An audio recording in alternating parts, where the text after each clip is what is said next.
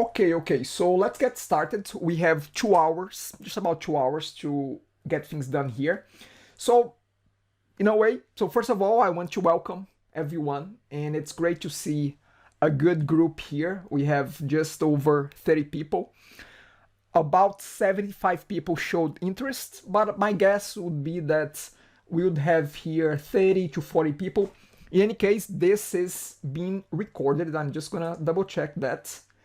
And if anyone did not catch up, it's not here for the first session, they will be able to see the recording afterwards. So, again, great to have you all here. I'm really excited to be sharing this with you. And just to set some expectations here, I've became interested in machine learning about 4 or 5 months ago, and started to read, started to practice, started to find a lot of resources. The thing is that there are a lot of resources in the web, as everything, as in any topic that you search, you find a lot of stuff. So it's really hard to find and to decide and to narrow down, okay, I'm gonna stick to this program here. And I think that I found a program that has a very good teaching methodology, and I really resonate well with that particular course. And I said, you know what, I'm not only taking the course, but I'm going to use that course to talk through this as well. Now, I don't want you to think that this will be me teaching all the time. To be quite honest, I will say the phrase "I don't know" quite a lot here, because it's a new field for me. But it's a field that I'm really interested. For the past 4 months, I have been dedicating at least 2 hours a day for machine learning. And I don't know a lot, but I think that I know enough that I can share that with you. But again, keep in mind, there is a lot that I don't know. There's a lot of things that we're gonna be doing that I won't be able to explain exactly, you know. But I think that because I have a head start, at least based on the initial discussion conversation, a head start on you. So I will be guiding our learnings together. And again, just because I'll be the one doing most of the talking, usually, it doesn't mean that I know a lot, you know. So we are very close. I'll say that I'm a week ahead of you. Okay, so that's that. And why did I organize a formal presentation? Because it helps me to organize an agenda, to organize things, because I don't want just to jump here and say, okay, so what should we do now? And cross my arms and see, okay, what's next? No, I have an agenda, and I have an agenda for us to go through. I have an outline for us to walk through, okay? Let me just see just a few messages here. So, Sanchit, I hope that this makes sense. Rohan, yes, best way to learn something is to teach, you know. So that's the idea here. Okay, great. So again, I hope that makes sense. I just want to set expectations right here. Okay, right now we have 47 people already. So that's the other thing. I open up to everybody, but I don't know how this will go with a lot of people here. Let's see. Again, there are lots of unknowns here, but I'm excited to get started. So let's get this started. I'm going to start with a quick, and by the way, we're not going to be having theory here, okay? There will be a little bit of presentation at the beginning, so I can lay out the foundation, the basis of what you're going to be talking about, but the idea is that this will be very hands-on. So get ready, get your coding skills ready, because we're gonna be having our hands dirty very shortly. Okay, so it will be very practical and very, hands-on. Not much theory here. But I wanted to start with a little bit of talk here just to lay the foundation here. Okay, so machine learning. By the way, you're gonna be hearing this word quite a lot, popular ML. Popular ML is something that I'm still maturing. So I'm calling this as part of popular ML. Okay, so more about that in the future. But let's see here. So the objectives of today, what program we're going to be using. Mamadou, I'm going to be addressing that very soon, but just to give you an idea, we're going to be using Python as our coding language. We're going to be using Jupyter Notebooks as our IDE, but more about that in a few minutes. I'll have some slides about that. C#, no, we're not going to be using C# here. We're going to be using Python. So get ready, Python. It is, Farzan, it is. Now, again, more about that a little bit later. I'm going to try to carry on here and carry on with the chat as well. So again, lots of people. I can see almost 50 people online. That's good. Anyway, objectives here. We're going to have a general introduction to machine learning. We're going to be talking about the key aspects of machine learning as well, because some of you may have some ideas of what machine learning is. Some of you might be very clueless about what machine learning really is. And today, we're going to be applying machine learning to a real scenario. We're going to be dealing with data. We're going to be dealing with Python. So again, get ready for Python here. Awesome. Farzan, yeah, not C#, but we're going to be using Python, and I'm going to tell you why we're going to be using Python very shortly. But let's just start with a broad overview of machine learning. And the definition, the formal, the academic definition of machine learning is that it's a field of study that gives computer the ability to learn without being explicitly programmed. As you saw in our coding courses, in our programming courses in C#, when we need to code something, we have to say, if price is greater than $10, do this, else do that. So we have to do a lot of ifs and else. Here with machine learning, we don't have that much, because the logic or the rules will be driven by the data. The data will be the one driving that, okay? Let's just keep that in mind for a second here. Okay, so if you ask, is machine learning the same thing as AI? Machine learning, I can tell you, it's a subset of AI. So you can think of the broader computer science, and if you narrow that a little bit further, you have data science, which is, well, the science of dealing with information, of dealing with data. Coming narrower, it comes down to artificial intelligence. So as part of data science, we have a segment there that is about AI. And inside AI, you have the discipline of machine learning. Okay, so you can think of that as the Matryoshka dolls, one inside the other, inside the other, inside the other. Okay, and our focus here is in machine learning. And inside machine learning, there are lots of algorithms. Okay, by the way, algorithm is a very hard word for me to talk about, to say, because TH is very hard to pronounce in Portuguese, so I have a hard time, but I'll have to be saying algorithm a lot of times because you're going to be dealing a lot with algorithms. Okay, so I hope that you forgive my accent here. Anyway, so just again, we are dealing with machine learning, which is part of AI. It's not the whole AI. AI is more than that, but machine learning is a big chunk of that. Okay, when you're dealing with machine learning, there are a few disciplines, skills that you're gonna be required to, if you don't have them, but you need to develop them. Okay, so coding is a big part of that. So I'm hoping that most of you will be okay with the coding part. Actually, let me tell you this: Python is a very, I wouldn't say that it's very easy, but it's very intuitive. Let's put it this way. You know, and you're gonna see that it has a very different feeling. And most of you have done C# with me. So it has a very different feeling as compared to what we saw in C#, okay? But you're gonna need some coding skills, and you're gonna need some math and statistics as well. Now, to be quite honest, my math skills are in a scale of 0 to 10, a 7. And my statistics skills are a good 5, 6. So I'm not that great in statistics, but we're gonna need to understand some of the terminology, and we're gonna do that as we move forward.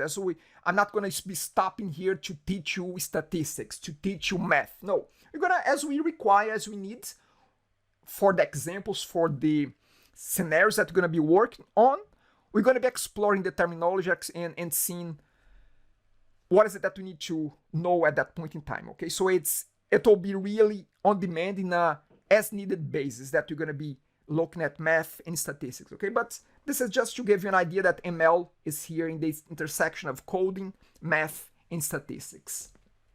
Okay, good, Rohan. Okay, so let's pump that up.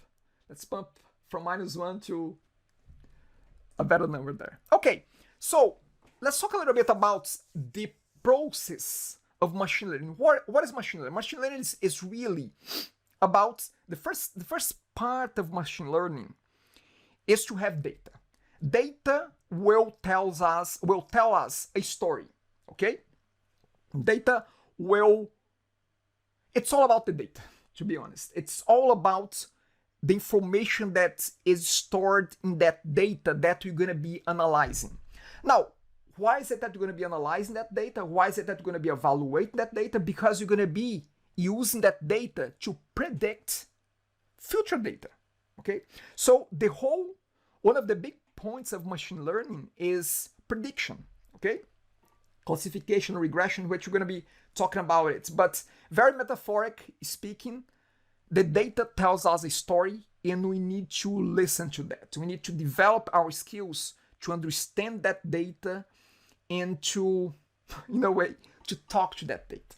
And we're going to be talking to that data via algorithms, via assessment. You're going to be assessing the data. You're going to be understanding the data. So the first step, everything starts with the data, okay? Data like what? Well, data of, let's say, the purchases of the e-commerce sites, the bank transactions. So the historical data is our starting point to predict future data, okay? So that's the first step there. Next step, we apply algorithms. Here again, the word algorithms. So we're going to be applying ready-made algorithms, which, to be quite honest, they work like a black box. We get this black box, we send data to it, we tweak some knobs, some parameters, and this black box will give us an output. Now, are we gonna dive deep into each one of the algorithms? Maybe not. But we're just gonna have an understanding of what, in a high level understanding of what each algorithm will be doing with our data, okay? But we're not gonna be diving in the inners of each algorithm. We're gonna be using them, okay? But let's keep moving forward here. So again, algorithms, they figure out the patterns in the data. So we're not gonna be writing things like, if price is more than $1,000, do this, else do that. We're not gonna be doing this. The algorithm will be getting the data and will figure that out based on some parameters that we put in that algorithm, okay? So that's how things work here. And at first, this might be, whoa, just go over my head. But let's see, it's not as scary as we think it might be. So again, algorithms, they will determine and will find patterns in our data, okay? As I'm saying here, we don't code the rules. We don't say that if it's above 1,000, do this, if it's under, do that. We don't do that, okay? Just have the time here available. Okay, so, and as I said, the algorithm will figure that out for us, okay? That's the second one. The third one is that, as I said, we're gonna throw data in the algorithm. The algorithm will learn from that data, will understand the patterns in that data, and will produce something that we call it a model. A model is, how can I describe that? You can think of a model as the set of rules. Yes, that's a good way to put it, I think. The model is, okay, we give this data to the algorithm, it processes this data, and it figures out that these are the patterns in our data. So the output of that algorithm is a model that we can provide new data, and that model will give us predictions. So data, algorithm, we throw the data in the algorithm understands that data, the patterns, it creates a model, and with that model, we're going to be doing something cool. We're going to be predicting. We're going to be performing predictions. And those predictions, they may not be 100% correct, but there are thresholds that we say, you know what, a 70% chance of the correct prediction is good enough. An 80% is even better. A 90% is even better. So different algorithms will produce different models that will produce different predictions and different, that will have different accuracy, you know, that will have different, they'll have, I'm missing the word here, it's not accuracy. Accuracy, you can use that loosely for now. So some examples of the use of those kinds of things, of predictions. Estimate the price of houses.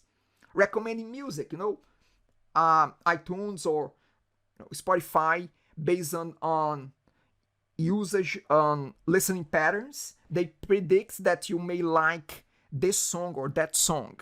Predicting the spread of a disease. Right now, we are in the middle of everything, you know, all this COVID-19. So there's a lot of machine learning happening right now with COVID-19. It's not even funny. There are so many data sets, and you're going to understand what data set is. Let's see here. Yes, Roy, turnip price in Animal Crossing. Okay, I don't know what turnip is, Roy, but I believe you. So again, determine the spread of a disease. How much we pay for car insurance based on when you are quoting in the phone with a car insurance company. They are getting your information, and you know what? Guess what? Behind the scenes, there's a machine learning code that is assessing how much they should charge you for your car insurance based on the information that you're providing that to the system, you know. Predict the weather. Yes, Ritesh, that's good. That's good. That's another one. Very good one. So, in summary, we have data thrown inside of an algorithm. The algorithm will learn from that data. It will produce a model. That model, we can use it to predict future stuff. Price, weather, disease spreads, whatever it is. But that's the general process. And you can put in a different way. This is another way to visualize that. First, we import data. We do some processing with data. We have a look at that data and see and understand that data. We need to understand the data. Okay, that's a big part of that. That data, again, we're going to be processing via an algorithm, which will produce a model. The model, we're going to be assessing, we're going to be evaluating how precise, how accurate the model is. Okay, so you can think about in those terms as well.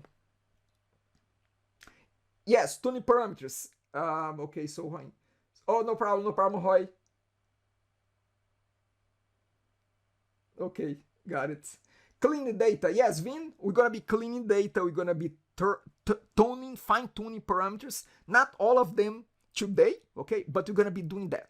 Those are all very important steps here. When I say process, you can think of process as cleaning, as tuning. Tuning parameters is a little bit down the road, is here around the model, okay? But yes, cleaning is part of it. Getting rid of data that doesn't make sense or missing data as well, okay?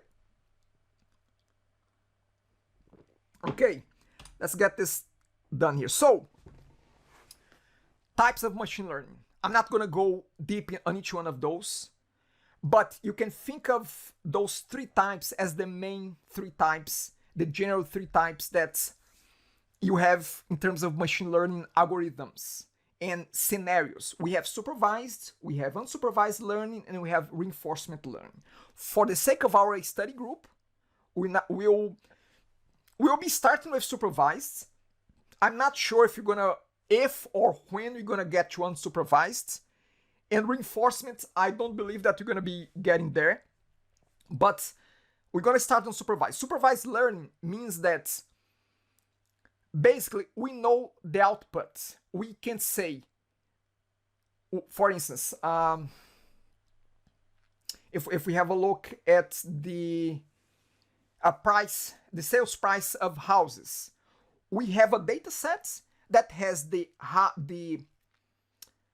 house description, and it has a column that says the price. So we can train our models with data that has the price that we are trying to predict. So this kind of machine learning is what we call supervised. Supervised is when we have data that we have sample data to train our models that has the prediction. So it can learn from past experience, past data. That's supervised. Unsupervised is more towards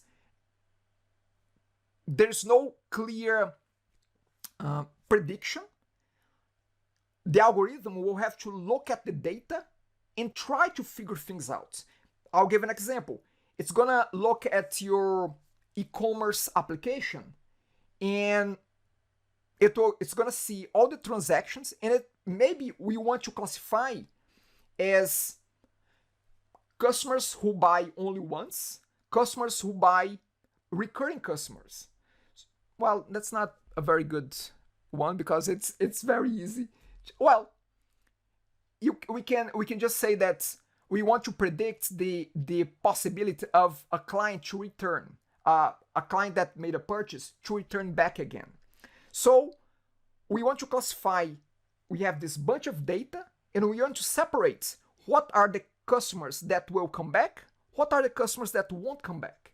That might be one scenario that we can apply unsupervised. Unsupervised means that there is no historical information to the data is there, but there's no prediction done.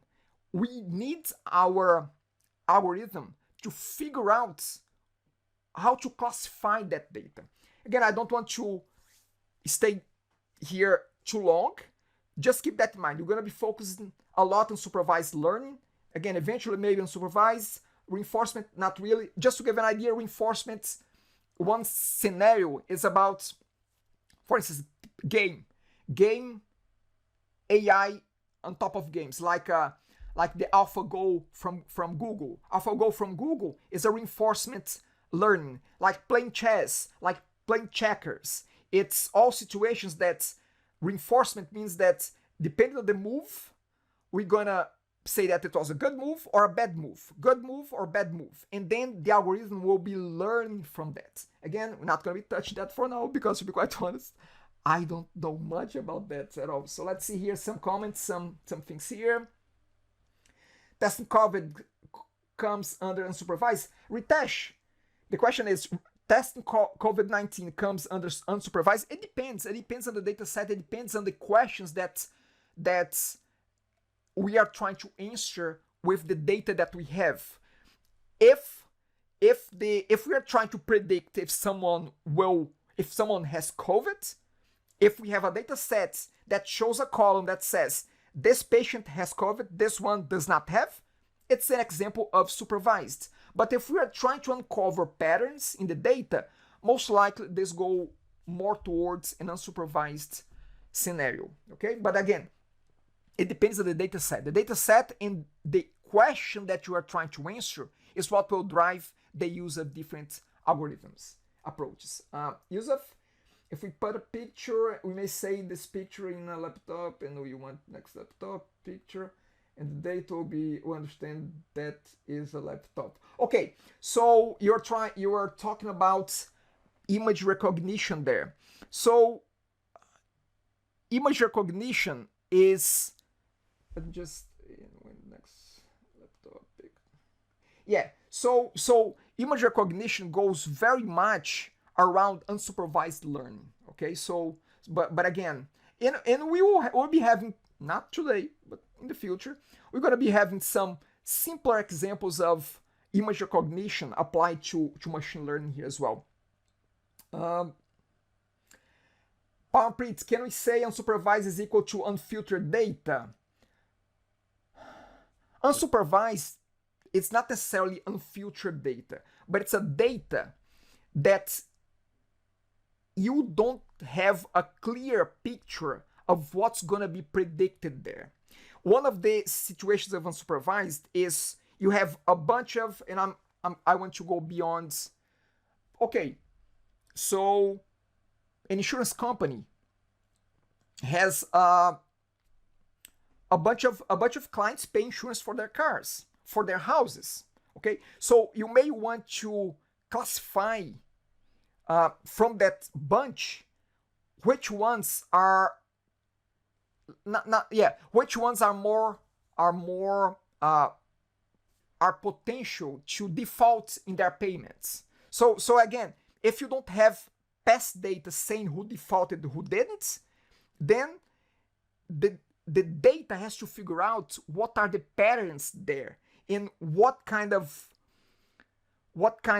classification it can be placed in that data. So again, to be quite honest, I don't want to hammer too much on unsupervised. I want to focus more on supervised, and I want to move forward quickly to get some hands-on demonstration here, okay? On phone, supervised learning is the training of an artificial intelligence algorithm. Okay, so I see some comments there. Image recognition can be under classification, dependent combination, image processing, algorithm can be under classification too. Yeah, I would assume so. To be quite honest, I have not done much at all in terms of image classification, okay? But again, it all starts what is a data set and what are the questions that you are asking about that data set, okay? So that's more or less around that. Okay, move forward here. As I said, we're going to be focused on supervised learning. On supervised learning, we have two different approaches here, two different types of algorithms, okay? Depending on the scenario, we have one called regression and one called classification. Regression is simple to understand, and classification as well. Regression means we are trying to predict a continuous value. For example, we want to predict the price of a house based on the size, number of bedrooms, number of bathrooms, all the characteristics of a house. We are trying to predict a price. So price is a continuous value. It's you can think of it as a decimal number. So it's continuous. You have a price that is lower than another price. The prices it's usually a numeric value that works in a continuum. Usually can be an integer, it can be a decimal with decimal places as well, but it's usually a numeric value. It's a continuous value, and I just gave you some examples here. Price of houses, how many products are sold, the price of a stock. Okay, so those are, when we are trying to predict a continuous value, we're talking about regression. When you're trying to predict categories, let's say, is this email spam? Yes or no? It's either 1 or 0. Okay? Mortgage approval. Will this mortgage be approved? Yes or no? It's either 1 or 0. It's either true or false. Now, I just gave you some examples here of binary classification, but you can have a multi-class classification. Maybe you have 3 tiers of clients, and you may have let's think about one here. Think about something here that could have I don't know, 3 or 4 classifications. Anyone can think about that? Let's see here.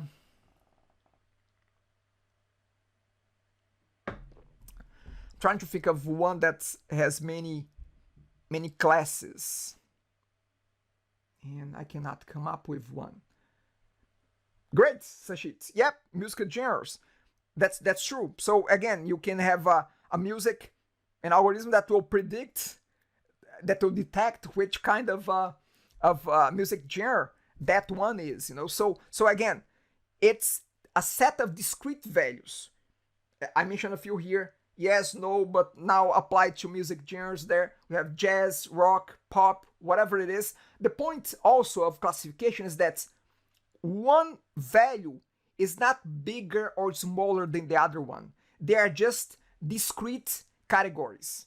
Okay, so I'll give, let's say, there's a classic one. There's a classic data set, which most likely you're going to be having a look at that, which is classifying a certain type of the iris flower. And there are 3 types of iris.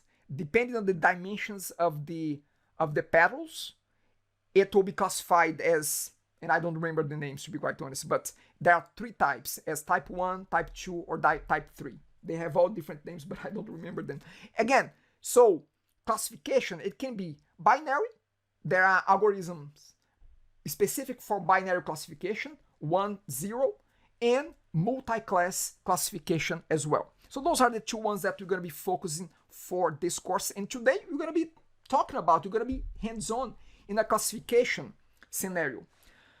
But I feel like I'm talking too much today. So let's start to get our hands dirty a little bit here. So, Young, how about image recognition of animals?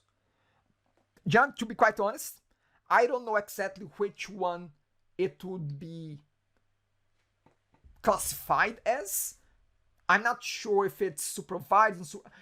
My guess, to be quite honest, is that animal classification would be supervised because you have historical data, you have images that are tagged as this is a dog, this is a cat, this is a bird. Then the algorithm will look at that whole data and will try to predict if this new picture, which one it is. So my educated guess is that it's a classification problem, okay? That's just my educated guess here. Now, for our first hands-on example, we're gonna have to set up a few things, okay? So bear with me. We're gonna be doing, as I have been mentioning a lot about real estate, we're gonna be doing some price prediction. So we're gonna be getting a data set, a real estate data set. I have 2 data sets, one for me to demonstrate and another one for you to take, most likely take that offline out of the session here and try that yourself.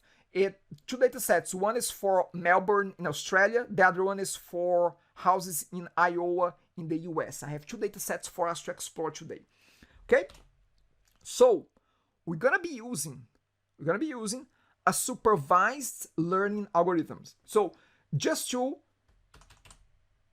get back here, this is our supervised algorithm. We're gonna be using one supervised learning algorithm, which is a decision 3. This, and actually I did not put here. Yeah, I missed here. I should have said here that this is a classification. Sorry, not a classification. This is a regression problem. Okay, so let me fix this. I'm gonna fix my PowerPoint here real time with you. So this should have been said that it is a regression. This is regression. Okay, supervised regression. Okay, so look at this. This will be the first algorithm that you're gonna be using. It's called decision 3. And why this was selected? Because it's very intuitive. You can figure out, oh, we start with one node at the very top with one question. In our case, just for the sake of example, in our case here, this is a very simple one with just 2 levels. We ask the first question: does the house have more than 2 bedrooms? If yes, the price will be that. If no, the price will be that other one. Okay? So this is what a decision tree is. Now, this is a very, very simplified model. Our decision tree will be more complicated than that, but will not be really seen that. It will be done behind the scenes, but this is what a decision tree is.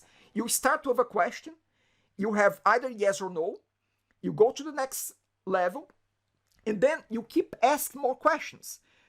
Usually, the more questions you ask, the better it becomes, but too many questions can also be bad. So there's a balance between not enough questions and too much questions. We're gonna be looking at how we can figure that out, okay? But the first one, again, that you're gonna be having a look is a decision tree algorithm, okay? Great. So the part that we get the data and we throw that into the algorithm, we call it fitting the data or training the data. So you have to train the data and then we can predict. But I just want to keep the talking restricted to this because I want to quickly jump. And here's a more, I would say, expanded or more precise tree that you can have a look. Does the house have more than 2 bedrooms? By the way, let's see if you are paying attention here. What's the problem with this? There's a problem here. Who can tell me what the problem is? The price. What's the problem with the price? I see a lot of people saying the price, predicting it. Okay, again, this decision tree example, there's something that does not make sense here. What is it that does not make sense? I did it on purpose. This I did on purpose. Yes, Yonga. Yes, Johnny. Yes, so yeah. So that's the deal. The deal is that how come a house that has more than 2 bedrooms is less expensive than one that does not, okay? So again, just wanted to make sure that you are paying attention to that. Mavado, cut me anytime, okay? If you see something here that is wrong, like this, just tell me. But this one here, I can guarantee you, I put it here on purpose. Okay. It's very simplistic here. But so again, our models will be more complex. Okay. Here is a one that is a little bit more complex. There's no trick here. No, nothing tricky here. It's all logical here. You start with the very top, which you call it the root node. Then we have internal nodes.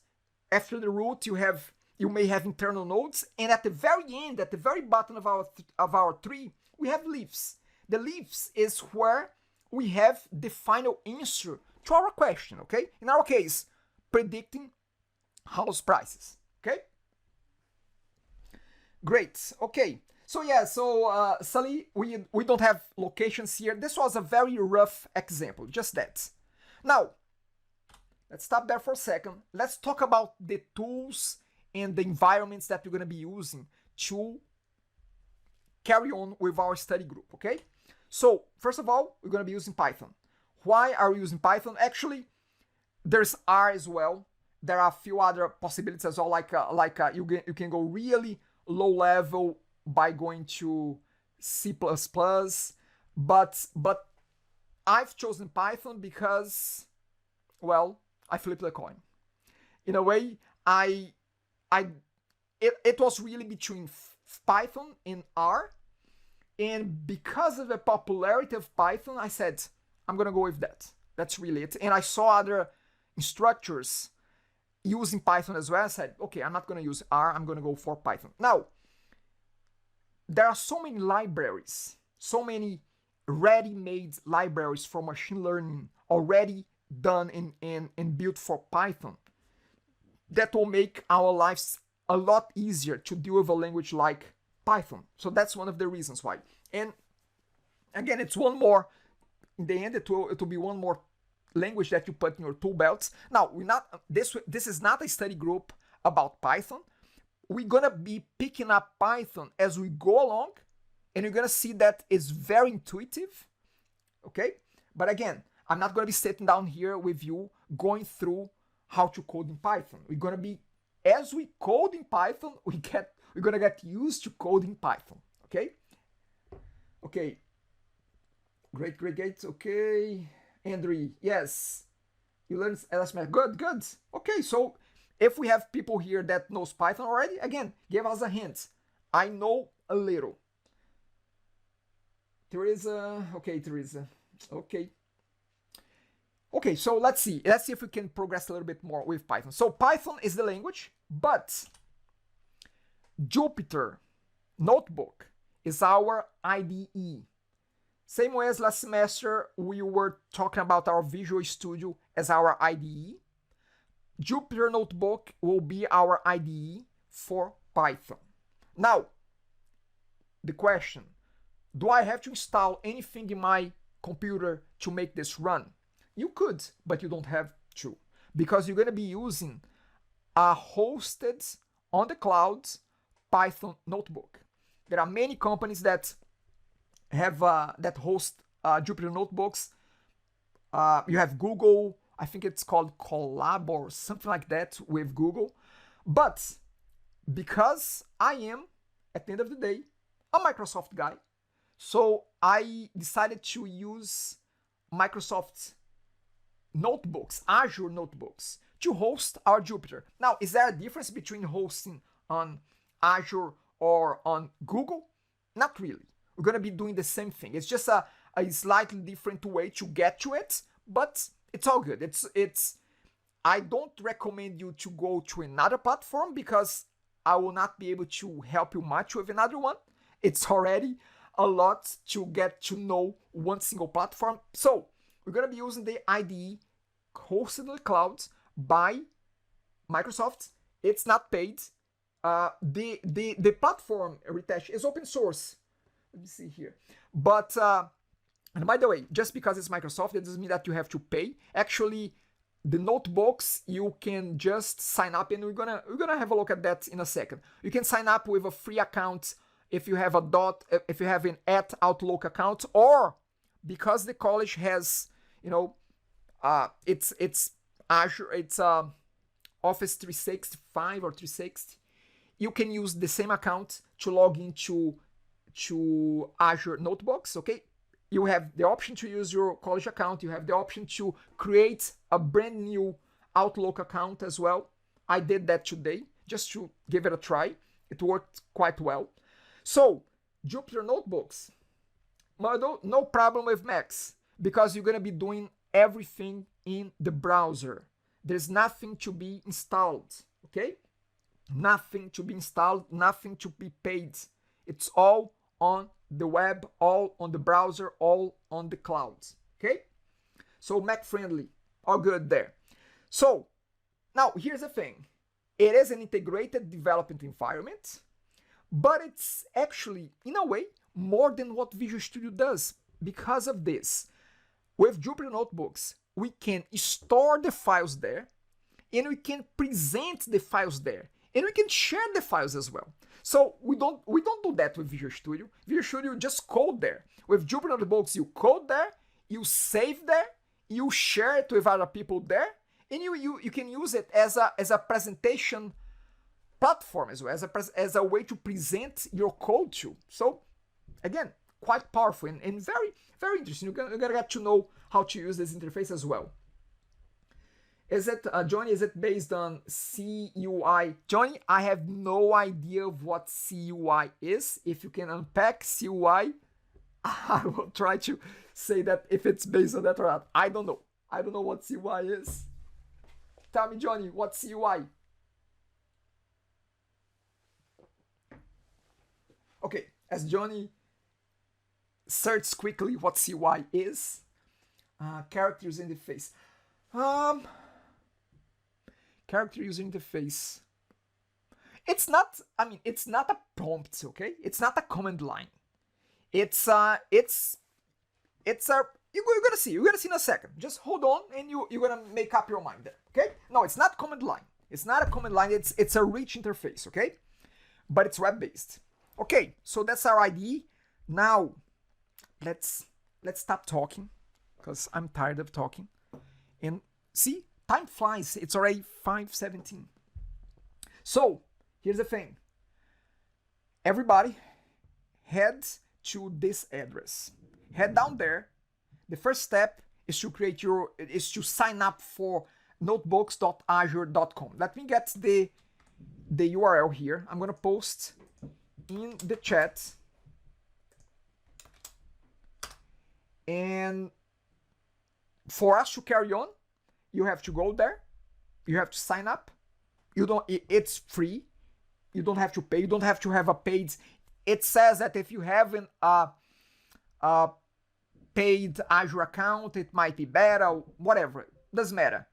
Just get the free stuff, and that's enough. That's enough for this course here. Not for this course, sorry. This is not a course. This is a working group, okay? Not a course. Okay. So you should be able to see eventually this kind of interface. So I'm gonna give you a few minutes just to get your registration done with that site. Give you a few minutes. You should be able to see what you see right now. This is my account, a brand new account that I just opened today. When I sign up, I log in, I see this. And that's where I would like everybody to be at this point in time. So again, I'll be giving you 5 minutes. You can use your college email. Yes, you can. Vin, Anaconda. Okay, Vin, if you have Anaconda, okay, Anaconda is, as far as I understand, and actually I have Anaconda installed on my laptop. It's a local environment that you create to run. It installs Python, installs a bunch of stuff for you. So again, you can run it locally. My recommendation, for the sake of our group study, because we will be sharing stuff with each other. So let's do everything on the cloud. Let's keep it there so we don't have any local limitations. Again, Anaconda, I've installed it, I went through. It's simple, but I don't want you to go through that pain. I don't want you to go through that. So let's use the online stuff. Let's focus on machine learning and not focusing on how do I install Anaconda. Oh, Anaconda is not working like this or like, no, it's, if you want, by all means, give it a try. But let's not do that right now. Let's go online here, okay? So again, just a few minutes here so you can get set up with your Azure Notebook. And as usual, you know the timer. I'm gonna give you, let's give 5 minutes here. It's time for me to refill my water. But yeah, I'll be back in 5 minutes. Please sign up, set up your account here. That's next step. Be back. Okay, can you hear me? All good? I had it unmute. Yeah, awesome, Siren. Thank you. Okay, so I'm gonna assume that everybody was able to get this going, to get to this point. So what we're gonna do is we're gonna create a project. A project, you can think of a project as your workspace that you're gonna add your Python files, your code files. Like we have a project in Visual Studio, we have a project here on our notebook, okay? So I'm gonna create a new project. Again, as I do this, by all means, feel free to do that as well.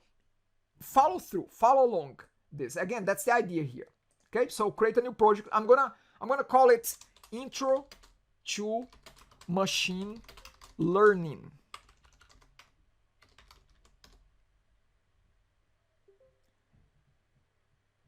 Roy, I know that there is integration with GitHub. I have not tried this yet. I have not done anything like that yet, okay? So again, if you want to try, by all means, feel free to do that, okay? So again, give it a project name. I'm gonna call it Intro to Machine Learning. You can follow that through as well. I don't know why sometimes this interface is a little bit, oh, here's a scroll bar, okay? So Intro to machine learning. Okay, here's the thing. You can make it public if you, and by the way, if you make it public, it's not really visible on the web because you have to have a login to Azure Notebooks to be able to see them. But if you make it public, you're gonna be able to share with me or share with the group. If you have a question, if you want anyone to have a look at your codes, if you are stuck with something. So my recommendation would be make it public, okay? But I'll leave it up to you. I'm gonna make this one public here because you're gonna be using this to copy some stuff that I'm doing. So create the README, you can leave this checked, that's fine. So let's create the project. There you go. You have your starting point here, my projects. You can see the little globe. Intro to machine learning is our project. You can open it. And inside of it, we're gonna create two folders. We're gonna create a folder called lessons. And what I've been demonstrating now, we're gonna store there. So let's create this folder called lessons. You could code it inside of here directly, but I would rather organize this a little bit better. So I'm just gonna say add a folder and I'm gonna call it lessons. And I'm also gonna create another folder called exercises. Okay, so lessons and exercises, we're gonna be using lessons folder to go through the first set of code that I'll be demonstrating here today. Okay, so our first lesson, let me have a look here, what we have.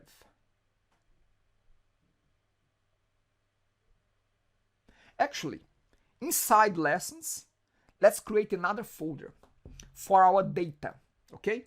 So now, as you can see here from the top, you are inside of your projects, my projects, intro to machine learning, lessons folder. Here, I'm gonna create yet another folder to organize our data there, to organize our data sets.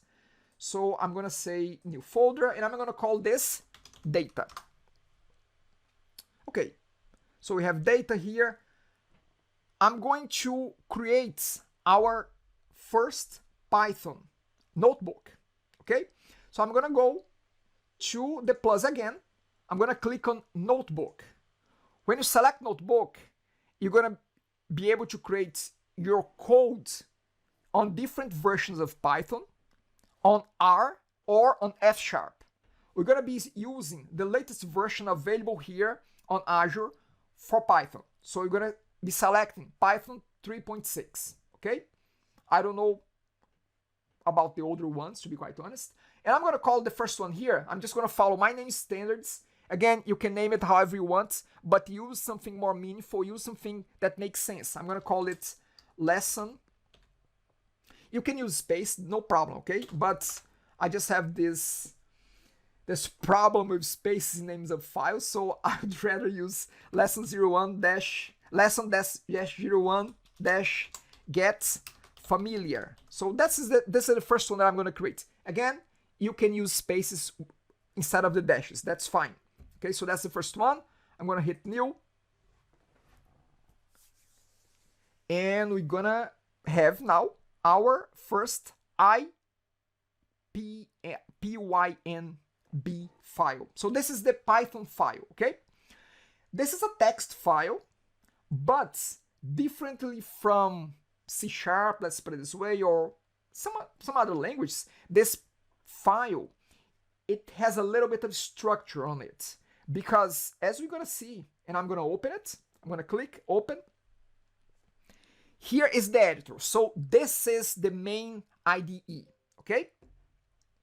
Just putting things there in place. Okay, so this is the IDE that you're gonna be using quite a lot.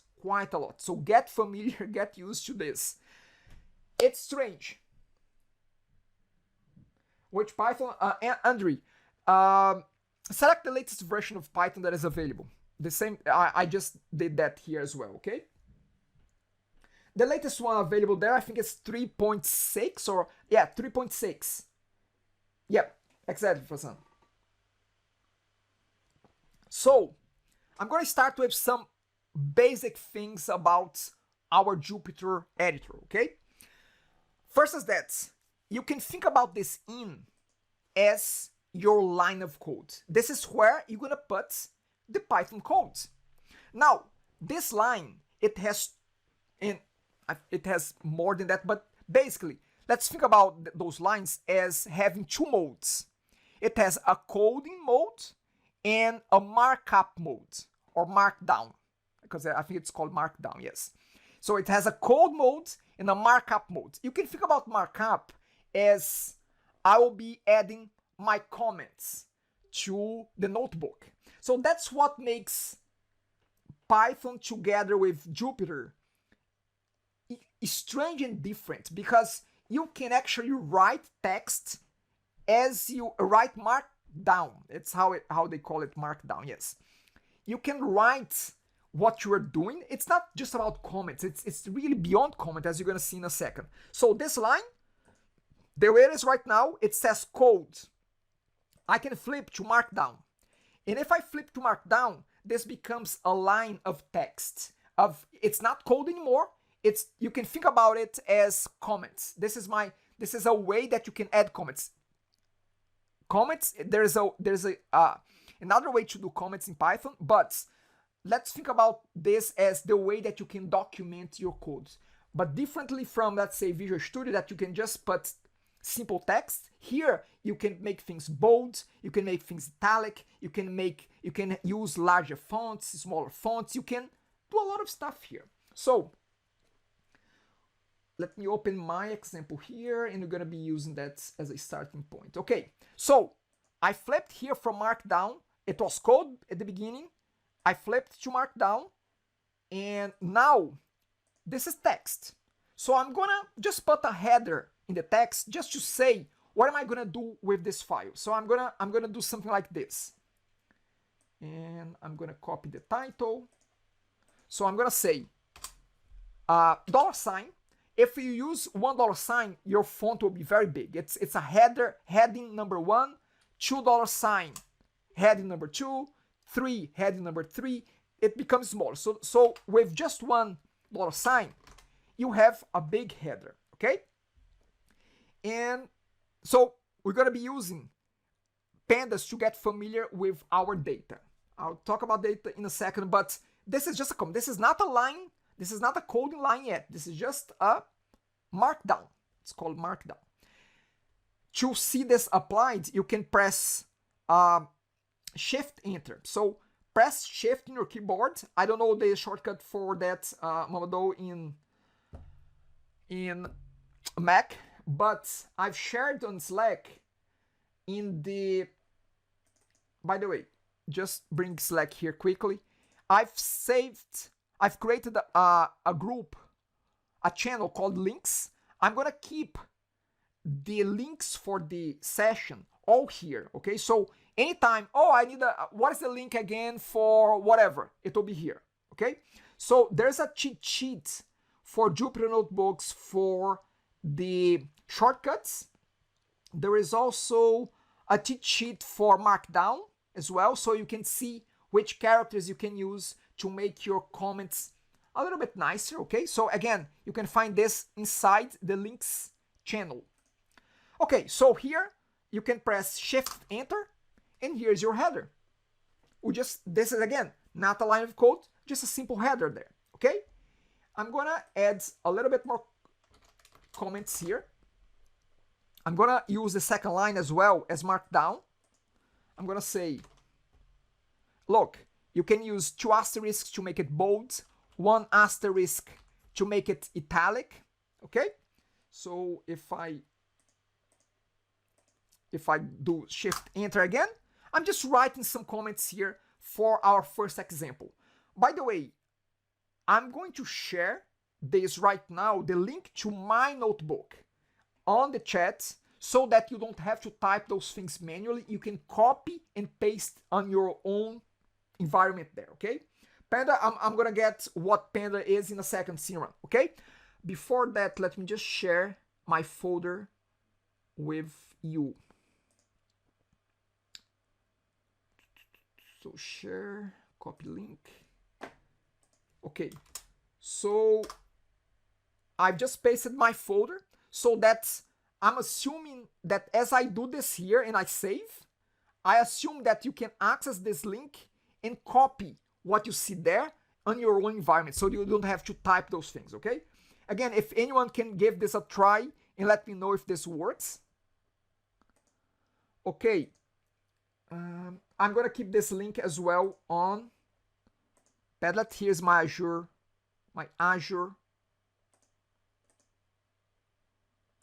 Notebook. Come on.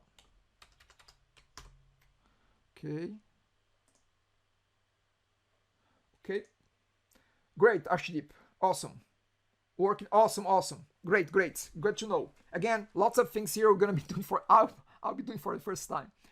Anyway, so as I progress here and I save, you should be able to see that if you refresh your C and copy. Okay, so Panda is a library. Remember that we were able on C# to import libraries to do things like, let's see here, like JSON. Remember that we have imported a library to be able to read JSON files? Here, we're gonna be importing things in our code as well. We're gonna be importing libraries. Pandas is one library available for Python that deals with data, that will allow us to read data and to be able to read data, to be able to manipulate data and analyze that, okay? So Pandas is the first library that you're gonna be importing here. Okay, so Ibrahim, the CSS, there's no CSS really, it's all about those tags, okay? So again, you have to add those little characters maybe on your own, okay? So at first, don't worry too much about the formatting, okay? You're gonna get used to that over time. So again, I recommend not to worry too much about that.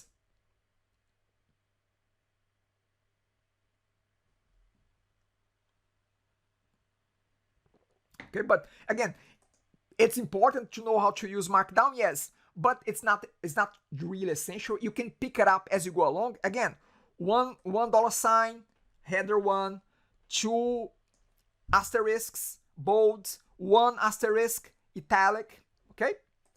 And then Shift Enter, you see the formatting. Okay, so the first line of code that we're gonna be putting here is our import. We're gonna be importing this library.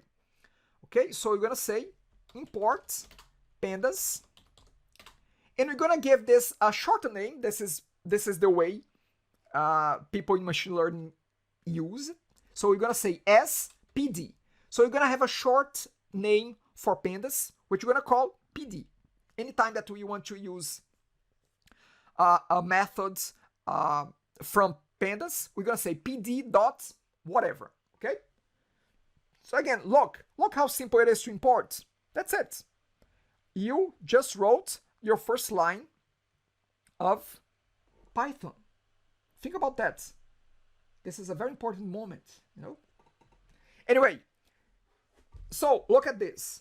We wrote that, but then you may think, how do I run that? Well, you can run by clicking the run button. You see the little asterisk here? It's because it's running, it's still running.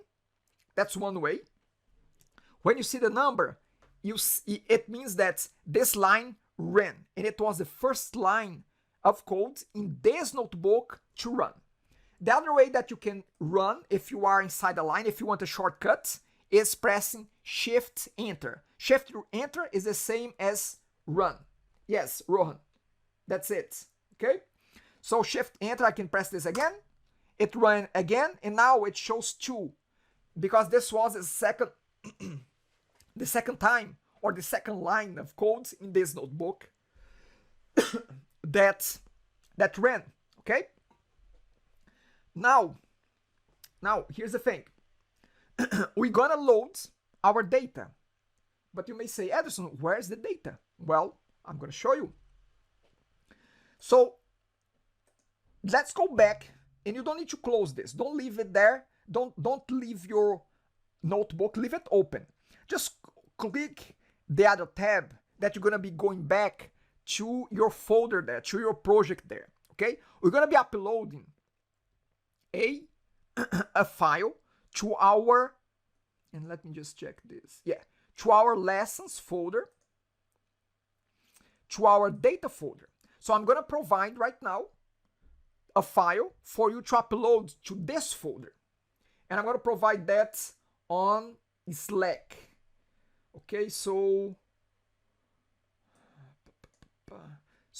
again, important that everybody has a Slack account. Let me see if there is another way. Actually, I'm gonna upload here. Let me try a different angle here, because I just want to make sure that everybody can do this, even though you may not have a Slack account yet. So I'm gonna be importing, yeah, so that's the data here. Okay, so I'll be clicking, but I'm gonna share this with you in a second. So I'm gonna click upload from my computer. I'm gonna drag this file. It's a CSV file. I'll be showing that in a second. I trust the content. I'm gonna upload. Okay. Now, let's see here. Roy, I don't know about code snippets nor IntelliSense. I didn't see that yet. I didn't see any of that. We're gonna be also using NumPy. Yes, Ishan, we're gonna be using NumPy, but not today, okay?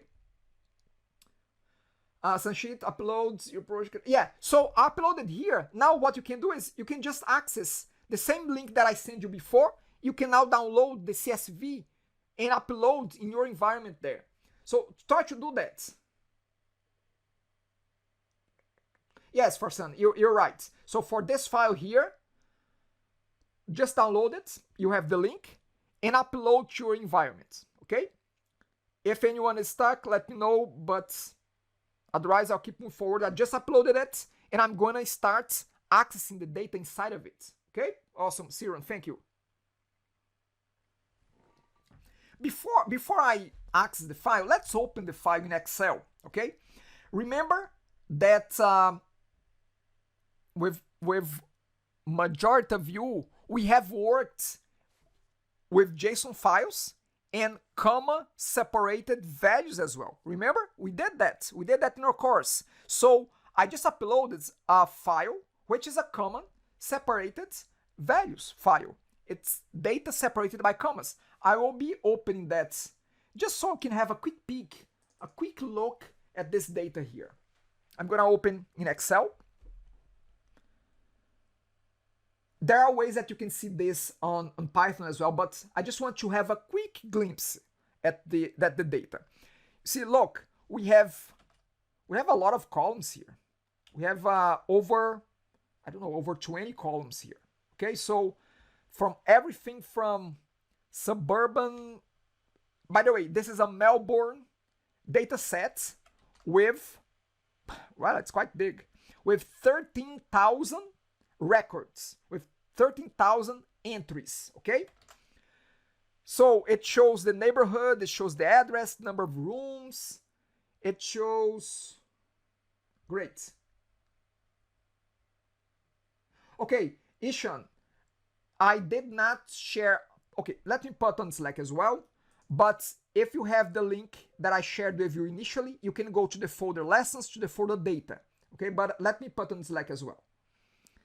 So I'm gonna keep files, under files, let's see, upload a file, and okay, this is a lot of me here. Now you know all my faces, Melbourne data.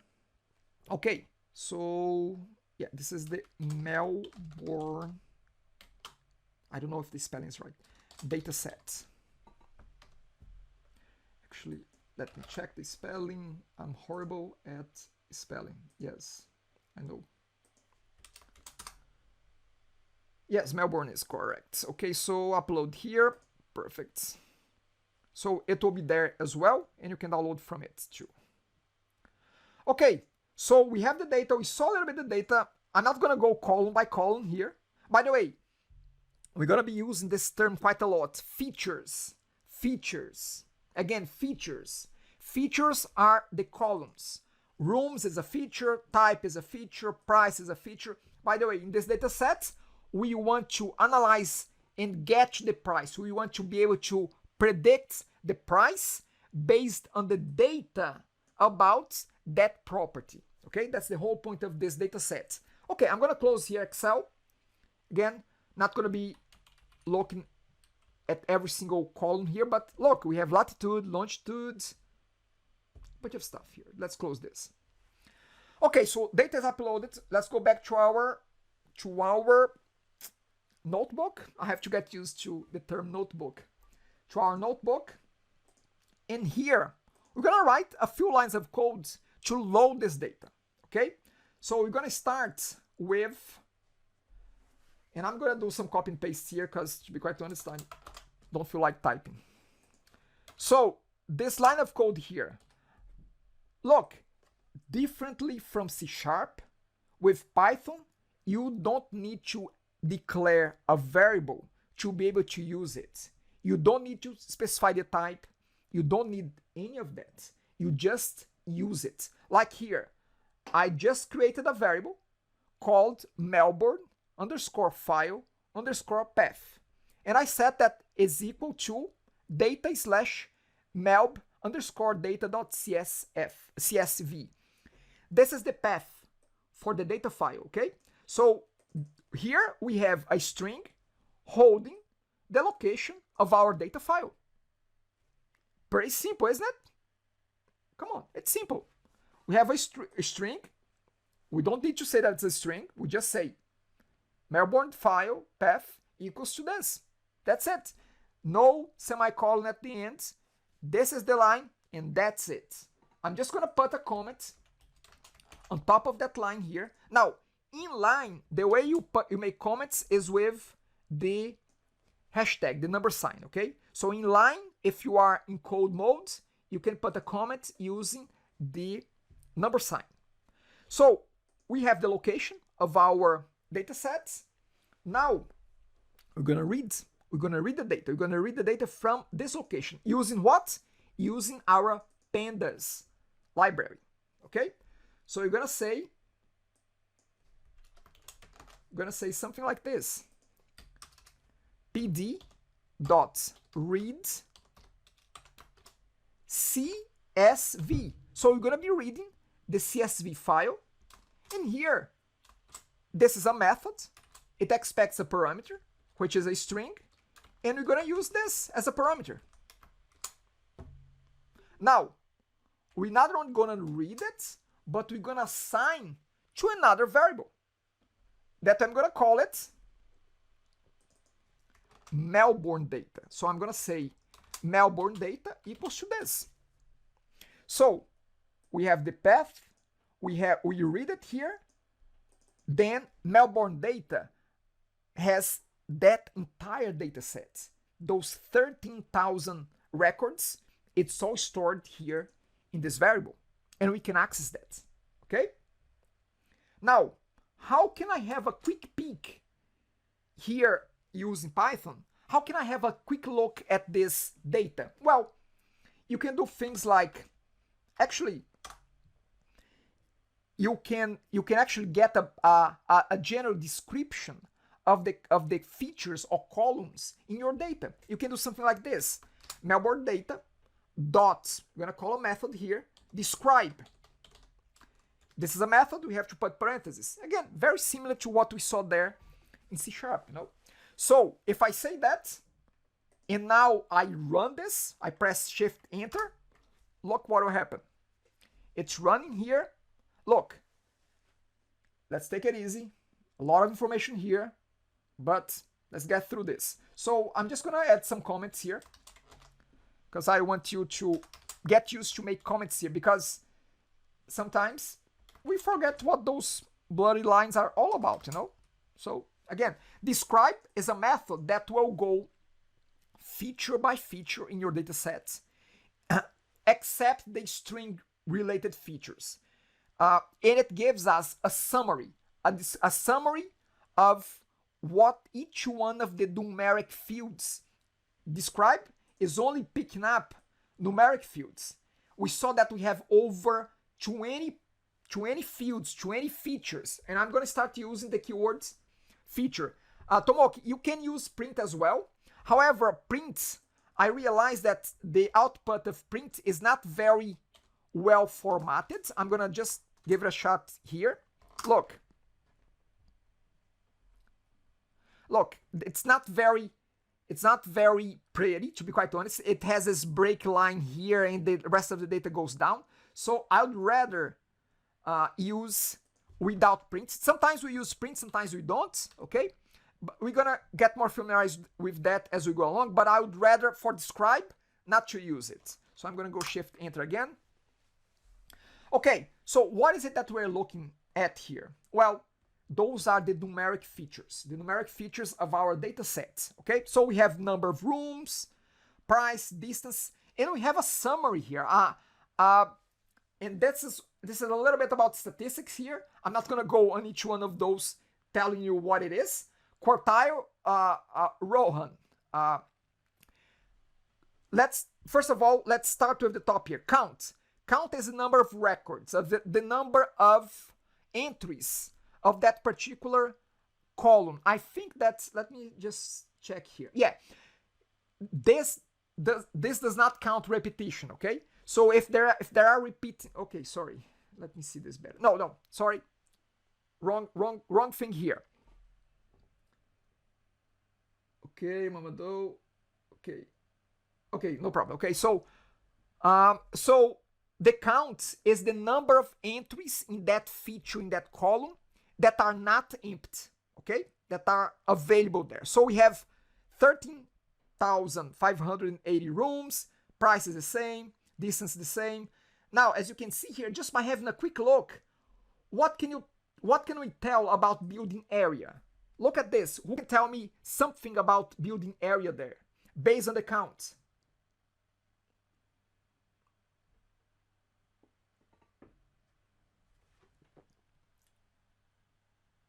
Yonga. That's it, Yonga. So, as you can see, it's only showing 7,000 entries. Because, why is that? Because there is a lot of missing data.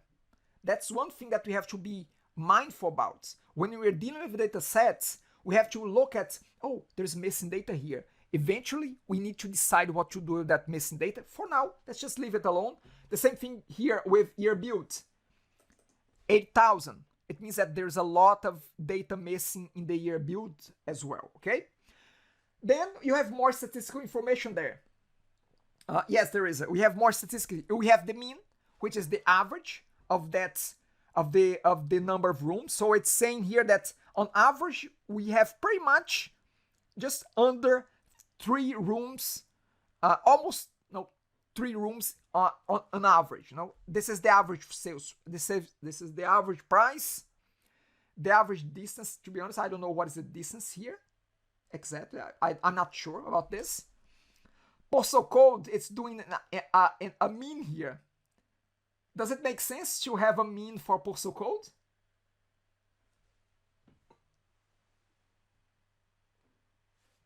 It doesn't, because postal code is not that kind of numeric value that we want to do a mean. Well, I will. Maybe it is, maybe it's not. I'm not sure, but it's just something that I thought that it may not make too much sense here, but who knows? It might be useful. No. Bedrooms, number of bedrooms, so again, this is the mean. The mean is the average of the data. Okay. Standard deviation. Not gonna go there right now. We're gonna be using that later. Again, statistics here. I know kind of what standard deviation is, but I'm not ready to discuss that too much right now. Okay. Minimal value is the lowest value. Maximum value is the highest value in that feature set. Rohan, percentile, 25%, 50%, 70%. This is what this is. If you open the spreadsheet and order your data based on the number of rooms, starting from the lower number at the top, going down to the higher number, 25 percentile is as you go down in your data, when you reach 25% of the data, this is the number in the 25% spot. This is the number in the 50% spot. This is the number in the 75% spots. So those numbers are, again, statistical. I have not used them that much, to be quite honest, yet, but this is what it means. It's the 25% item there, entry there, if you order the data by that feature. Okay. And again, I'll be using more and more the term feature to describe a column, okay?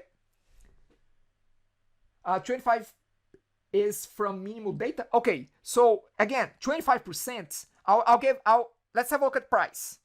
If we open the data and we order the data by price, and the lowest price is at the top and the highest price is at the bottom, 25% means that you go down the list. When you reach a quarter of your data, the entry that is right there is the 25 percentile. So it means that this amount is greater than 25% of the data. And then you go down to 50%. This amount in 50% is greater than 50% of the data. So again, to be quite honest, we're not going to be using this yet. We might be using this in the future, but it's just what Describe does for us. It gives us this statistic information about our data, okay? It is a percentile, Sanchit. Yes, it is a percentile. Correct. Siran, it's in a sorted data. Behind the scenes, the Describe here is sorting the data for us. It is sorting, okay? It is sorting on each one of those. Now, sorry, I would say it's sorting. It's calculating the percentage. However it's doing that, I don't know. I leave it for the Describe to figure that out, okay? Again, Rohan, I'm not saying that it's sorting that. It's using code to do that. I'm just saying that from a visual standpoint, for you to understand what is 25, 50, and 75, think about that. If you open the data, if you sort, 25 is the 25% position. That's how you can visualize that. But I'm not saying that this is what Describe is doing, okay? Yonga, standard deviation, to be quite honest, I'm not ready to discuss that. I have there is a mathematical equation on how to calculate that, and I'm just not in a position to address that. I'll bring that back next session for me to explain that further, okay? But I'm not ready to discuss that, to be quite honest. But hey, if anyone there knows about standard deviation, by all means, chime in.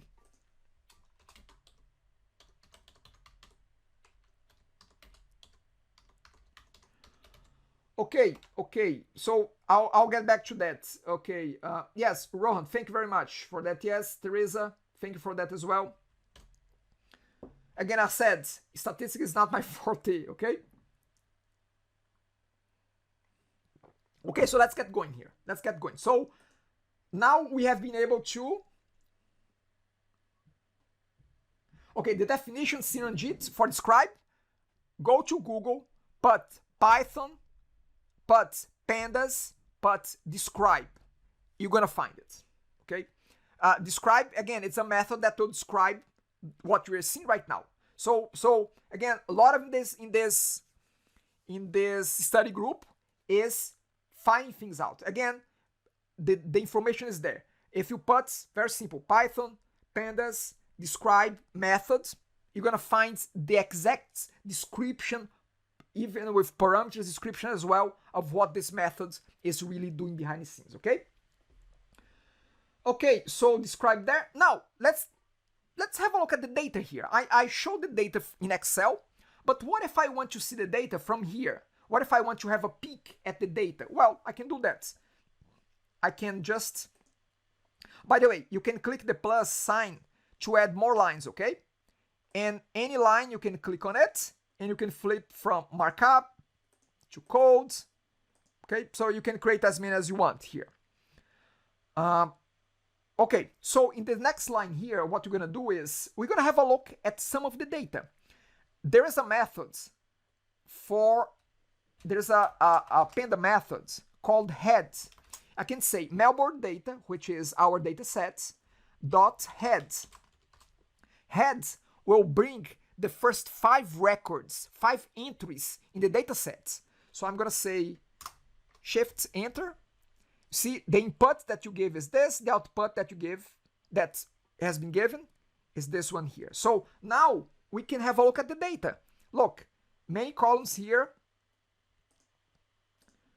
and we are looking at the very top 5 entries. If we want to look at the top 10 entries, we can say 10 here. If I hit Enter, Shift Enter again, now we see 10, okay?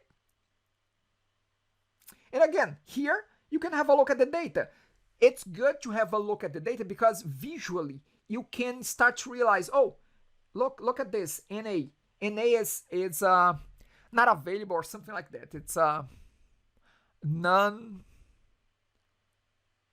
Again, if anyone, not a number. Yes, yes. Thank you, Yonga. Not a number. Yes. So those are the null values that are in our data set, okay? So again, you can say the number. You do this because, as I said, it's important to have a look at your data and get a feeling of your data. You will not be able to build interesting models if you don't know, if you don't understand what the data is telling you. Okay? I'm not going to go on column by column here yet, but this is how you can explore, keep exploring your data. Okay? Let's see here. Andrew, can you display your... Andrew, you can display all records here, but it will make things a little bit heavy from your browser and from... Again, I wouldn't try to do that. If you really want to look at the data, like every single entry like that, I would... yeah. Again, we are dealing with a 13,000 records here. Again, I don't recommend to open the entire thing here, you know, because one, you're not going to be able really to analyze line by line. So you have to think how useful it is really to open the entire data set and look at that. But again, you can. I've never tried. I won't try right now. Okay. Yeah, so Andrew. Yes, exactly, Rohan, thank you for that. So if you want to look at all the data, you can just put the number here in the heads. That's one way. Now, if you may say, okay, but what if I don't know how many records, how many entries are in my data? Well, we have another method that we can use to explore our data a little bit more. So we're going to say Melbourne data.shape. So we can call, actually shape is a property, not a method. So if we access the shape of the data, it tells us the first what is the term? The first what? The first parameter argument. It's not an argument because this is not a method. The first output is the number of records, the number of rows. Okay? And the second one is the number of features. So we have rows and features. So when you're dealing with you're gonna be dealing with matrices quite a lot here. So when we're dealing with matrices, the first argument here is the row. The second one is the column, the feature. Okay. So again, now you know the size: 21 features by 13,000 rows. You see here. Okay, so Rohan, so again, Rohan is saying that he tried to show all 13,000 records and it did not show. Maybe there's another method to be able to really fully display everything here. I think that the tool is smarter than us because it knows better that we should not try to display 13,000 records, you know. Okay, great. So yeah, so there must be another one that would display everything for you. I just don't know what it is. Okay, so another one here. Another one, and by the way, let me put some comments here. Comments here and some here as well, because this is useful for you. Okay, perfect. The other one that I'm gonna show is, because even when you look at the head, there are some columns that get hidden here. Look at this. We have 1, 2, 3. We don't have all 21 here. 21? Yeah. We don't have all 21 here. We have less than that. Can you see that there is this 3 dots here? It's because there are hidden columns available here. It's just that it's just too many for it to show, so it chooses not to show everything. But what if I want to see everything? Well, there's another method here for our Melbourne data that I can say dot columns. Okay, if I say that, it's a property, sorry, not a method, a property. If I hit Shift Enter, now I see all the different columns of my data sets. 1, 2, 3, 4, 5, 6, 7, 8, 9, 10, 11, 12, 13. Yep, I think that we have all. Yeah, so 7, 10, yeah, we have all of them. So here you can see all of them. And what are we doing now? Here we are just exploring our data, looking at the columns of our data, looking at, oh, are there missing data? Is there missing data? What is the shape of my data? What are the columns of my data? What are the features of my data? We are, again, in a very exploratory phase of our data, okay? Great. Yeah, Johnny, there are all sorts of shortcuts that you can use. You can use menus here, but again, all kinds of shortcuts. I've provided a link for a shortcut cheat sheet that you can use. Very good one. So again, it will, if you want to get more familiarized with the shortcuts, you can use that. Okay. Okay, so Farzan, sound keeps cutting off. Cutting out. Anybody else experienced that? The sound dropping. Okay, Farzan, it's you. Okay, so what else? What's next? Any questions? Any? Give me a general feeling there. I mean, how are things going?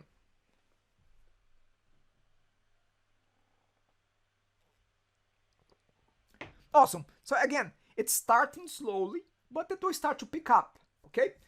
I think that we're gonna start the next, because I broke this down. And by the way, as I said, this is coming from this. It's not here. Sorry. Where is this?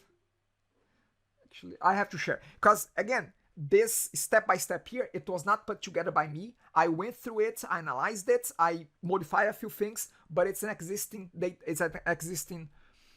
micro course that I found, and I found it to be very, very useful. So I want to make sure that I'll give credit to the original creator of this, but I just don't have his link right now. But let me get to that, because I don't want this recording to go live without me mentioning about him. Okay, let's see here.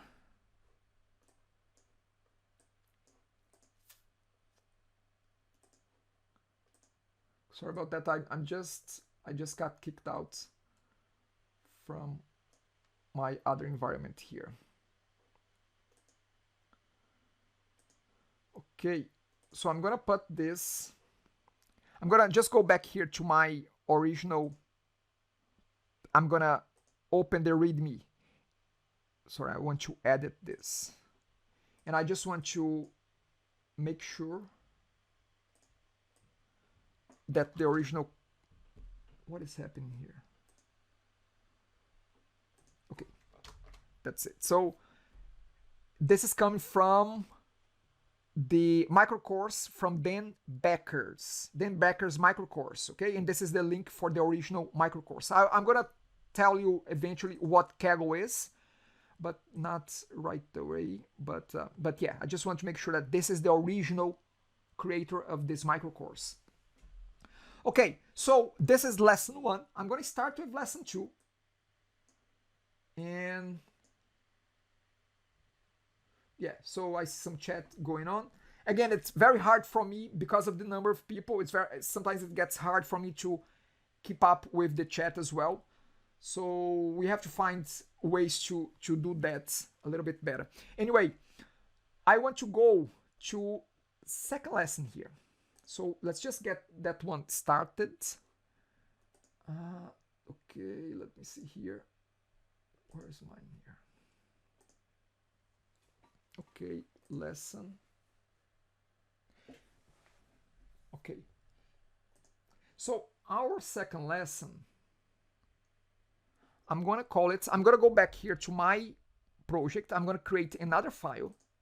I'm going to call it lesson 02, your first machine learning model. Okay, so I'm gonna again select 3.6, and here's the thing: after each lesson, at the very top of the lesson, I start with the code from the previous lesson. So because we're starting a brand new file, we would have to copy everything from the previous one to this one. Okay, so I usually do that very simply by having a section at the very top that refers back to the previous lesson. Okay, so at the very top here, I'm gonna put this code. Look, we are just importing the data and getting the columns. That's what we are doing here again. Imported pandas, we're calling PD, declaring our Melbourne file path, reading it, and just displaying the columns. I'm just gonna hit Shift Enter here. I'm just gonna save this so you have access to that as well. And the columns will show up again. So that's as far as we went on lesson 1. We are just carrying on to lesson number 2. Okay, so now what? Now we saw, I don't know if you remember, but we saw that we have a lot of missing data. Okay, so let's just have a quick look at describe again. Describe. So as you can see, look, building area, we have missing data here. Year build, we have missing data here. What else? Not the other ones, but maybe some other data is missing that is not numeric. There's one thing with data that we have to do. We have to decide what we want to do with the missing data. Before we do anything with our data, we have to clean our data. Okay? For the sake of simplicity, and because we are just getting started, we're gonna choose to get rid of the records that have missing data. We don't want to deal with them. Now, there are other ways to deal with missing data. Sometimes the mean can be placed in the missing data, the mode. There are strategies for that. For now, just for simplicity's sake, we're gonna get rid of the entries in our data sets that are empty. Okay, so if a record is missing something, we're gonna get rid of the entire record. Okay, and we're gonna do that with one single line. Can you imagine that? I mean, see, we are used to do for loops, and we could think about doing a for loop here. You know, that to get is the data missing here? Get rid of this entry. But in one single shot, we're gonna get rid of all the data that is missing from our data sets. We're gonna be using a method from Pandas called drop NA. Look, here's what we're gonna be doing. So I'm gonna say, we're gonna use Melbourne data again, but this time around we're gonna say Melbourne data is equals to Melbourne data dot drop NA. Drop NA, it will remove all entries from our data set that don't have values. And by entries, I mean the entire records. If the record is missing, if there's just one feature, one column that is missing data, the entire record will be removed from our data sets. Okay? So I'm gonna say there's a parameter here that we have to say access. This is the name of the parameter. If a method has many parameters and we just want to add one of the parameters, we have to say the name of the parameter. So we're gonna say access equals to 0. This means that it's gonna get rid of, there are two accesses in our data. 0 are the rows, 1 are the features, okay? So we're gonna delete the rows that have not, NA is not available or not, whatever. It's basically this drop here will remove the entries that don't have values. That's it. Based on the axis 0, which is the rows, not columns, but rows. So we're going to be getting rid of rows here, okay? If we press Shift Enter, it did run already. Now, let's have a look at our data again. Let's have a look at Melbourne data again. So let's do a describe.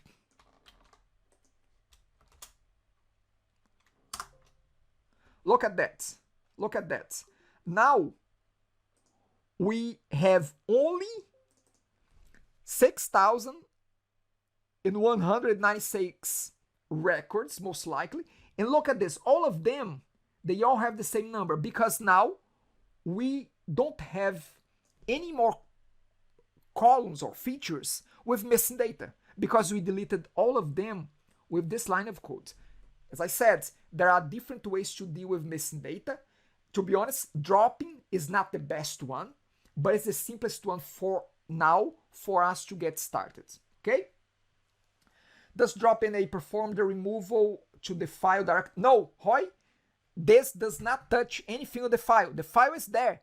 The original file is always there. We didn't save anything here. This is all in memory, okay? So we are not saving this back yet. Actually, here's the thing. We won't be saving back to the file. We want the file to have our original data. You can think of a notebook, Roy, as a progression. You are progressing and massaging the data. You are progressing and massaging the data, okay? Each line that you write will be built on top of the previous line, okay? So again, don't worry about the data that is there. The data is still there. But right here, our Melbourne data variable is holding only 6,000 records. Does that make sense? Yes. Not only for display, Teresa, but it's dropping from this data set that is right now in memory. We are not, when we load it first time here, the data came from the file and it's stored now in memory, okay? Now, we are dropping here, again, just from memory. We are not dropping from the original file. Okay. Yes, from the variable, that's it. What does access 0 do? Access 0, Ashdeep, it means that we are basing our dropping in the rows. Imagine this, if I say drop access 1, who can tell me what would have happened there? If I put 1, what would have happened?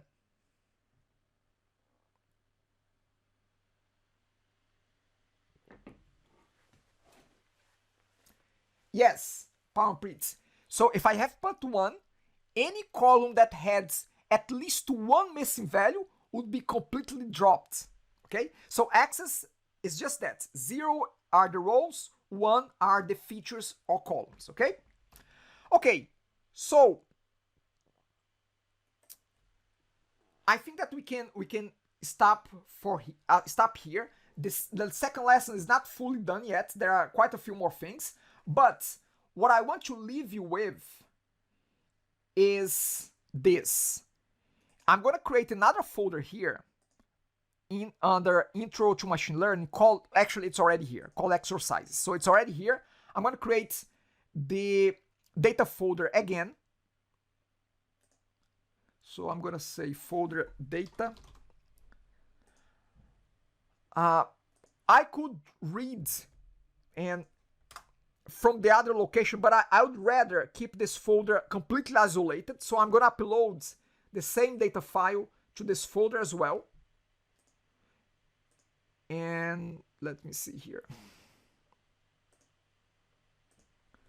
So here I'm gonna have a copy of this data set. And what I'm gonna do, so what I'm gonna do here is under the exercise folder, I'm gonna create one exercise for you to take and do it on your own time. The exercise is very simple. Again, it's just a little practice here.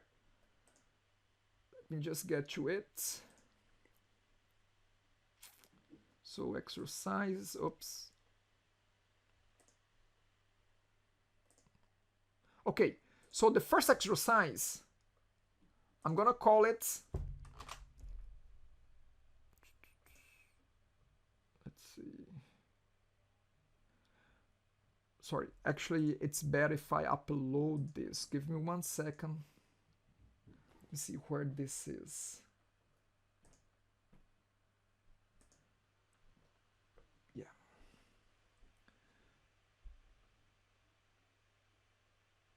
Okay, give me 1 second. So let me download this one here. Okay, so I'm going to import.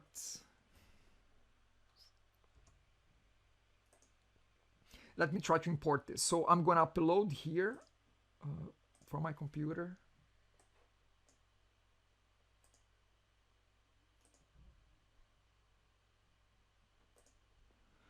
Okay, let me just rename this quickly. Okay, so the first exercise, you have access to it. It's inside the exercise folder, okay? And the name is exercise 01, explore your data. Sorry, there's another file that I need to put there. Sorry, again, sorry for the back and forth. I will recap this. Under data, for the exercise is actually a different data set. There is, this is, for the exercise, it is a data set called Iowa train. Just see here, yeah. Sorry about that, computer. So Iowa train is the new one for the exercise, not Melbourne. So I'm gonna get rid of Melbourne here from this folder. Okay, so just to recap here what the exercise is. So the exercise is here. Open the notebook, copy the notebook to your own environment. What I did is, there's some description here. You're gonna have to load this Melbourne data set that I have just uploaded. Sorry, not the Melbourne, the Iowa data set. Iowa data set is the exercise. The Melbourne data set is the one for the lesson. So you're gonna do this exercise. Very simple. You just have to fill up the where I put this line. You have to put the correct command there, the correct line of code there. Just use the original lesson as a reference point, and again, copy this code. Oh, Iowa file path. What is the Iowa file path? You have to replace the dotted line here with the correct file path. Oh, how do you read from the CSV? Oh, you put the name of the variable inside the parameter. So you just fill the blank spots. That's it. Do that, run it, should work. If not, next session we're gonna be moving on, but first addressing any questions that you may have about the exercise. Let's see if there are any questions. Again, sorry for the bumps here on the exercise. Any questions about the exercise? Any question here? I mean, anything is not clear what we're talking about? Yes, Yusuf. I will be uploading the recording to YouTube. As soon as we are done, I'll be processing and uploading it right away. Now, there is a new YouTube channel. I'll be sharing the link because I want a new YouTube channel just for machine learning. I'll be doing a lot in that YouTube channel, and I don't want to mix this together with our course YouTube channel, the regular C# course. So I wanted to make this completely separate. So I'll be sending the new YouTube channel URL for all of you. Okay. Yeah. So again, guys, girls, ladies and gentlemen, give me some feedback here. I should have done an anonymous thing so you could be completely open, but and maybe I'll send you a feedback, just box that you skip. By the way, I missed saying that this is an experiment. Okay, this session is an experiment. I don't know if you're gonna get benefits from it. I don't know if I can keep up. So again, there are lots of I don't knows, but I can tell you this: I'm gonna try this for 4 sessions. I'm gonna do this. We did this one. We do this for 3 more weeks. At the end of the 4th week, we're gonna stop and think. Okay, is this aggregating value to anyone, to everyone, to you? If it's not, we stop. If it is, we keep going. If we can manage the time as the next semester is gonna start. Okay. Awesome, Ravi, thank you very much. Rohan, thank you. Johnny. So again, it's every Thursday at 4:30. 4:30 to 6:30, 6:20, every Thursday.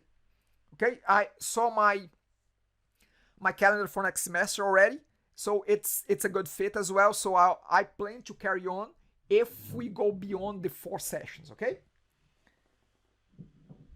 Okay, awesome. Thank you, Siran. Thank you. I'm glad that you guys enjoyed. Again, there will be some follow-ups here with the YouTube link, and carry on with the exercise. The exercise is not that big, okay? So take some time for you to practice. The best way to learn Python is to practice, is to give it a try, and then hit a roadblock, and then go over that roadblock and search and research, and that's what we do in our field, Awesome. And I also know that some of you will not come back, and I'm okay with that, because machine learning, I'm starting to realize that you either, I don't know if it's a correct statement, but I think that you either love it or hate it. So again, no offense taken if you don't come back. If you don't feel that this is for you, that's fine. Walk away. No problems, no worries, no hard feelings. Okay. Awesome. For some, thanks so much, Martin. Awesome. Again, I also enjoyed, and we're gonna get things will get smoother as we push through this, okay? But I'm glad that we have our first one, and looking forward to our next one. See you guys. See you all. Okay, by now, I'll be dropping. If anyone needs anything, let me know. Let's use Slack to interact. If you get stuck, send a message on Slack. I'll be checking. But put an @ my name if you want me to have a look at something at your notebook. Now you can share easily our code. Okay. See you all. Have a good one. I'm dropping now. Okay.